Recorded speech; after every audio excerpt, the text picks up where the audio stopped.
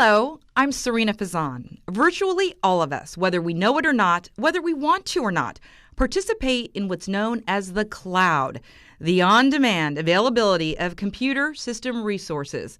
It's part of our daily lives, directly and indirectly. The cloud, through its internet-based servers, software, programs, and providers, has greatly expanded our data storage and computing power by eliminating the need for in-house computers to meet all of our demands. The cloud has exponentially increased our tech capabilities as individuals, as businesses, and as nations. But it has also created new risks, new potential for online invasion, new threats to our personal information, business resources, and national security. No Password Required is a presentation of Cyber Florida, located on the Tampa campus of the University of South Florida. Can we use the cloud to create a more secure world? Kerry Long is a program manager for Intelligence Advanced Research Projects Activity, which is part of the House of the Director of National Intelligence. Before working with IARPA, Mr. Long was a principal cybersecurity engineer for the MITRE Corporation, a not-for-profit that manages federally funded research and development for government agencies. He's also been a computer scientist for the Army Research Lab, an information system security engineer for the National Security Administration, and before that, a lieutenant in the Army. Okay, Mr. Long. Navy. First, thank you so much for serving our country. Thank you. What an impressive resume. And now you're serving the government in another way. Tell us about what you're doing for IARPA. Well, at IARPA, I'm one of like 20 or 30 PMs, program managers. It's the principal position at IARPA that's responsible for carrying out the mission of IARPA. And that mission is basically to make us more secure in this tech world. My mission for what they hired for my programs, that's what I do. Other members, other PMs have different focuses, from detecting new unique diseases for my biology colleagues, quantum computing, trying to figure out if we can actually build a quantum computer that works. So we each have our own specialties, all of which are extremely important to the nation and to the intelligence community. Well, and I'm sorry, I didn't mean to interrupt you, but right now, I mean, everybody is talking about the cloud, our security. And what I found so interesting that you told me just a few moments ago is that you are on a mission. In 3 to 5 years, you want to make us more secure. So with recent news around cloud data breaches, where do you see the future in the security? Well, it's interesting. You brought up in your introduction how much we depend on the cloud. I would say you've seen nothing yet. Wow. In my opinion, just the way economics work and kind of the mode that these large cloud providers are in, they're going to consume more and more of the available compute cycles that we need are going to be done in the cloud or traverse the cloud. I believe we're in the beginning stages of that. So anything we can do to make the cloud more secure is only going to become more important. In some ways, very few people use the cloud compared to who will be used in 10 years from now. It'll almost be who isn't using it. Really? So Yeah. we could potentially see a whole new world in this. I mean, no one imagined this 5 years ago, Correct. even. Except for Amazon, probably. Probably, right? right. Well, yeah. So to an outsider, it seems in the past, cybersecurity has seemed mainly to be reactions to new hacks or new malicious software. Have we or will we ever get to the point of being ahead of the people trying to breach us and our systems? Well, so the programs I'm working on at IARPA, or the thrust I'm working on, since we try to do things a little different than everyone else, is not really how are we trying to secure the cloud of today. I'm actually interested in how the cloud of tomorrow might actually be able to change things, the fundamental ways we use computing to be more secure.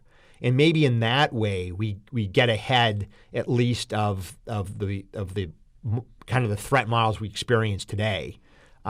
If I argue that if we can redesign the ways we interact with computing and computers in a more secure way, a lot of the problems we see today, if they don't go away, they'll become much less of an issue. Now, never underestimate the ingenuity of people who want to do harm or trying to make a profit. They're not necessarily trying to harm you; they just want to make money themselves. I'm not saying that they won't find a way, but the ways they do it today, hopefully, I'm hoping if we're good the way we redesign things in the cloud, that a lot of things we experience today, will be a historical footnote rather than. I know it is sad because it does appear that they always find a way to find a way in. So what do you think is the most critical aspect right now of cloud security? I think the issue I have with it, or that I see, is that we're depending on users to secure their environments, much like we have in the past, where when you owned your own computer, you would secure it. There's kind of they call it a shared service model in cloud computing right now, where the cloud provider is responsible for a certain part of the computing life. Basically, there's a thing called the hypervisor, which is a piece of software which allows them to share more efficiently the computing they're renting to you. They're responsible for that hypervisor and the physical computers and all the security of their data centers. And you're still responsible for everything you do on it, for how you secure that data. And so in some ways, we really haven't improved things. We're still relying on users who honestly shouldn't be security experts. Most users, if everyone were a computer security expert, first of all, I wouldn't make any money. But also, right? I mean, so that'd be bad for me. But also, it would take away from doctors and lawyers and the professions. So it really, I argue that the cloud. The big issue with the cloud needs to take on more security responsibilities than traditionally what's been out there in the past. Okay, so then what advice would you give to companies or even individuals, as they evaluate cloud security options? If you're sitting at home right now and you're listening to us, what would you tell people to do and business owners to do? Well, I would say that in general, you're probably more secure if you operate on the cloud than if you're just a small business or even a small mid-sized business, because the reality is you're not going to be hiring the consultant or the IT support expertise to do it well, probably. That being said, you're still going to have to do too much. You're still going to have to understand. There's lots of papers and work out there, and the cloud providers provide guides and how to do it securely. And I'd argue it's easier to do it on the cloud securely than it is on your own servers. I guess that's my advice right now is people are like, oh my God, the cloud is not secure. I'd say, well, it's probably, I would agree with you, but let me tell you, it's a lot less secure. Wow, that's your computer you're running at home right now, or it's in your little data center in your office. Kerry, so could I ask you? I mean, you hear all of this, and it sounds so scary. Is it really scary? Well, life is risk, and in some ways, people who go out and drive on the highway every day, they seem just to accept that. Right? It's the whole argument of self-driving cars. Oh my God, it's kind of a similar argument. People are scared of self-driving cars, yet they're more than willing to go out on the highway and put their lives at risk with unpredictable humans who honestly are horrible drivers, right? We're distracted, we're drunk, right? We're in a rush, blah, blah, blah, right? We're sleepy. At the end of the day, 4 people dying in a year because of an automated, is probably 1/100th or 1,000th of the danger. In some ways, it's the same way with computing. The safest thing is not to compute, right? But how can we do that nowadays? Right. I mean, it's like the way of life. But I love the perspective you're giving us right now. Right. So I would say, you have to be an informed consumer. You're going to take risk when you compute. The good news is more and more of us are computing every day.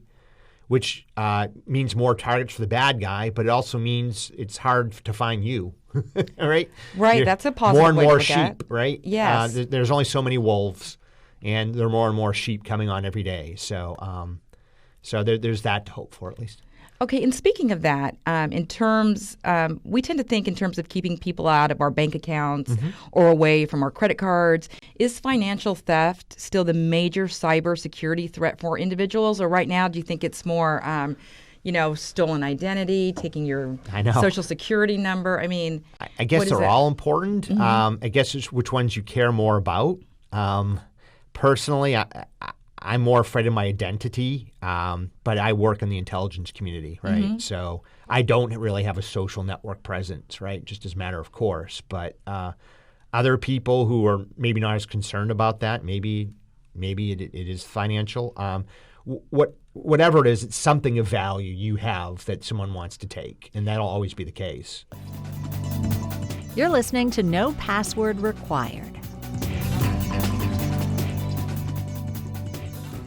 Kerry, this is such valuable advice, though. So you're saying, basically, we should evaluate our lives, our individual lives, whether you're whoever you are, and determine what is the most important. For you, as you mentioned, your identity is key here. Right. I mean, of course, we want to protect every single aspect, but we need to break it down. Right.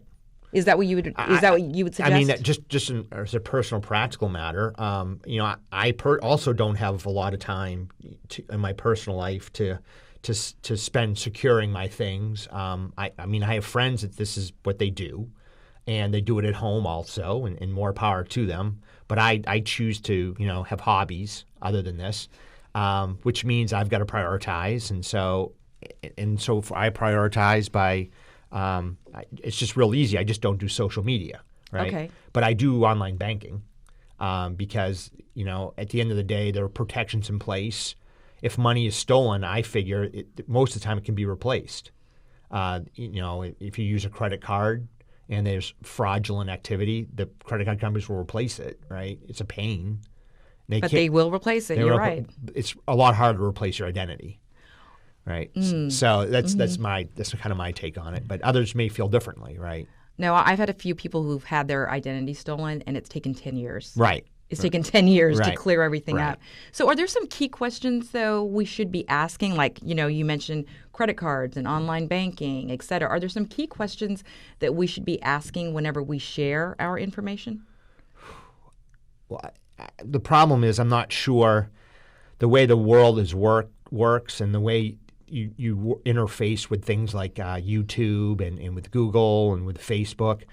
Again, I think it's hard to put the onus on the user. I think, again, it's a poor design when we expect users to do things different than in their own interests to make themselves secure, right?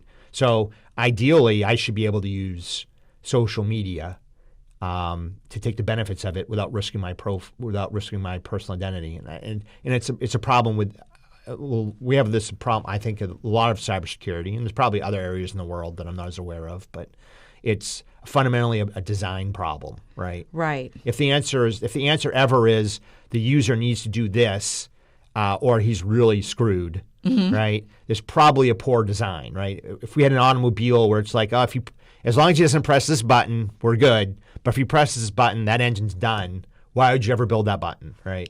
See, this is why you're so smart and an engineer. You put everything in perspective. You really do. It's simplistic, but at the end of the day, the people that design these things are very smart. And a lot of times when we build things initially, we don't understand the ramifications. And kind of the problem I had pre-cloud and computing was we were kind of stuck with those decisions because we have market share now, people are used to it, and we just have to try to mitigate it. What I love about the cloud, and this is different than a lot of areas. And yes, folks, he said what he loves about the cloud is it constantly gives you the chance to do-over. The cloud's anything we want it to be. The cloud providers change out their infrastructure every 18 months, 2 years with brand new hardware. They're innovating.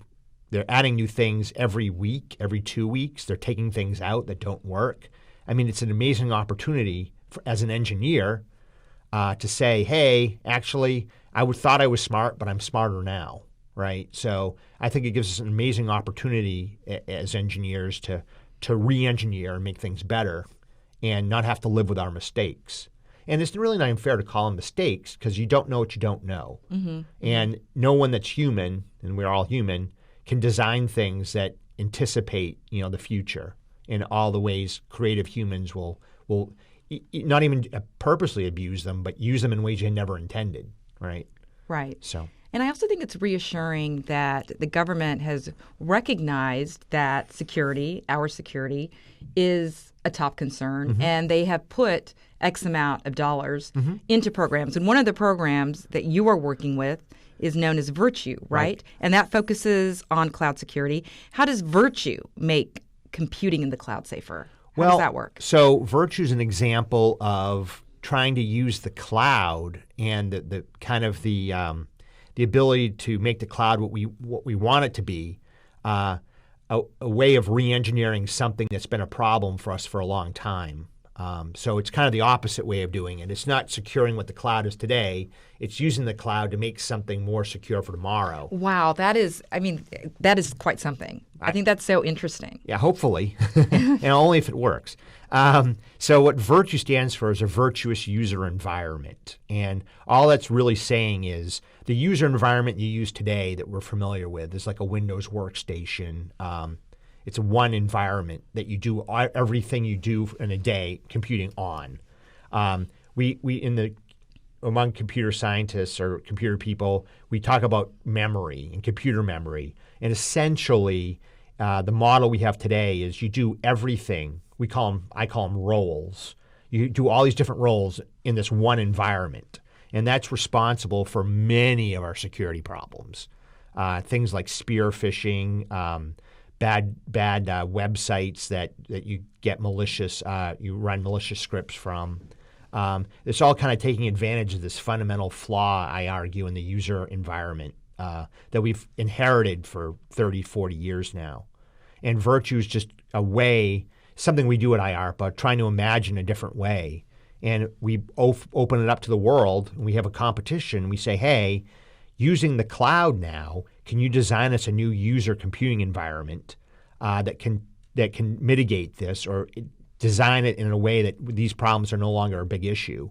And that's what Virtue's about. 4 performers, we competed and won, and they've all built their own version of a Virtue to try to address this problem, where things like when you're doing an email role, that it also compromises the fact you do database work, mm-hmm, right? Mm-hmm. That's what the bad guys are counting on. Well, we're designing it such that everything's in a different memory environment in the cloud, and as a user, you don't care. You don't know. Right. And the cloud does this really well. That's what one of the primary technologies the cloud was built on. So it was an obvious first one. So it would be containing the problem. It'd be containing the problem. So the only thing if you downloaded a bad email, the only thing you'd be compromising is essentially the email environment, and your database stuff would be safe. Your internal documents would be safe, and we could do it in such a way, we think, that the user doesn't even realize it's happening. So it's not anymore, hopefully, problematic for the user. And well, that's so interesting, because hopefully it won't be. Ultimately, that's the goal here, right. For it not to be, or users won't use it. You're listening to No Password Required. Talking about IARPA again, mm-hmm. It's a lead. It leads the research model here, right? I mean, you hope to talk about that a bit, because as a nation, how safe do you feel? I mean, we're always talking about cybersecurity, right, and the community, and I know there's a lot of scary stories out there, but again, right, Kerry, you really put in perspective for us. But how safe is our cyber community, would you say, as a whole? Well, I mean, so I guess what's fascinating about cyberspace, the term that's been coined, but it actually works really well, because we have these different domains in the defense. You have airspace, sea space, the ground space. It's just it's another area, but it's the one space that we define as humans. we completely made it up ourselves, right? You can't say that about the sea, about the air, about the land, about space. Right. I never thought about it that way. It's just us. Everything we have to blame, all the vulnerabilities are our problem. We did it. There was nothing, right? It's the only domain really that we completely create and we can completely change anytime we want as a society or as a people. You can't do that with aviation. You can't change the laws of physics. You can't change the salinity of the ocean. So in some ways, I feel like my area of warfare should be easier, but in some ways it's harder because humans can change it, and they can change it, fairly fast. It takes a little while, but so that's why it's such a fascinating field. We get better and then we get worse. People are introducing new technologies, right? All the time. All the time. I mean, it seems like every minute there's something new coming out. And then that people adopt it, and then all of a sudden it creates a new threat profile, right? So, and what I'm hoping to do is I'm trying to make arguments that, hey, use the cloud as a way of reinventing some of these things and designing them in the first place, to consider this. But don't try to get it right the first time, because you're not. Accept that there's going to be problems and build that into your design process that you're going to be building. And we kind of see that now with apps, where you have a new version of an app every 4 days. It gets kind of annoying, right? Right. And constantly downloading, uploading. Right. And oh gosh, I mean, look, I don't even understand it. Look, I'm saying downloading, updating. Right. I mean. Well, the beauty on the cloud, when things are hosted in the cloud, that can in some ways be done even more transparently, because the reason you notice is it has to download to your device and it interrupts your device. And the cloud, it can happen without you knowing, because it's not even being hosted with you. So there's some advantages of these applications in the cloud versus, being just downloaded from the cloud in that regard. Well, to put it even very basically, it's like you're a superhero, right? Trying to stay ahead of the bad guys. Okay. Pretty much, right? Well, sure. I mean, sure. Pretty much. It's like, protecting the world. Right. Except, again, that then the bad guys, the superheroes are dealing with the world the way it is. I'm saying, hey guys, this is the one place where the world doesn't have to be the way it is, right? Right. And my biology colleagues they're getting into. They're the ones that gave me the idea. They're like, we're no longer restricted anymore it's just the way it is. The genome's the way it is. We're now having the technology to change that, to actually change biology. Right. Right. And I was like, wow, we could do that. It should be even easier for us because we built it in the first place. Biology was created by billions of years of evolution, right? Right. Or a spiritual being, whatever you believe. It wasn't us, right? We have to figure it out now and try to re-engineer it. We know what we did to build cyberspace, right? There's no mystery. We have the code, right? So in some ways, it should be easier for us to re-engineer the cyber genome than the human genome, but they're ahead of us, right? It seems to be that they're pursuing this much faster than we are. So, do you think? I mean, gosh, when cyberspace was first created, no one probably ever imagined it'd get to this. Sure, and we have no idea what it's going, how much it's going to pervade our lives in 10, 15 years, right? Right. It must be. Imagine with 5G when you have this bandwidth that can go anywhere to the edge, we call it, right? What that's going to open up. No longer have these delays. You can imagine in your profession, an earpiece all the time, connecting you back to the station all the time, real time, right? And your video feed on your glasses or whatever feeding back, right?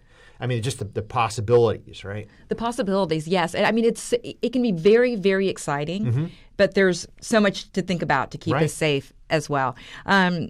So, Kerry, do you have anything to add before we wrap up here? It was so wonderful to talk to you. I would just say that, just as a plug, that my Virtue program this phase is coming to an end, and although we've designed it, it's kind of unique at IARPA.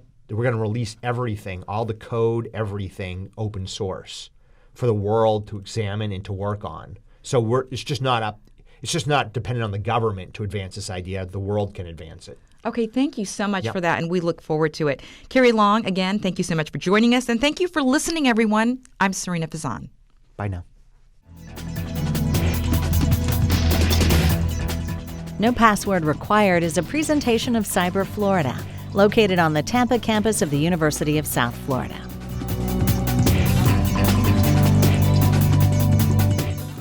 To hear other episodes of No Password Required, visit cyberflorida.org/podcast.